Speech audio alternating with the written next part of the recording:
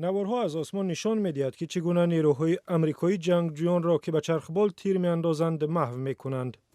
مسلح با اطلاع درباره پناهگاه و چرخبال‌ها نیروهای آمریکا به محل پناهگاه بغدادی رفتند. او با 2 فرزند خردش به داخل نقب رفت و خود را ترک کند. خودتان قضاوت کنید چگونه آدم بود. ویدیوی نظامیان نشان می‌دهد که چگونه نیروهای هوایی آمریکا بعد از گرفتن اطلاع 2 جنگجو و پاره‌های جسد بغدادی خانه‌اش را به خاک یکسان می‌کنند. بعد محو قرارگاه نتیجه استفاده اسلحه معلوم بود. ما تبریک کردیم که از آن قرارگاه آثار نماند و یا به زیارتگاه تبدیل شود. ژنرال آمریکایی گفت مرگ بغدادی پایان دولت اسلامی نیست.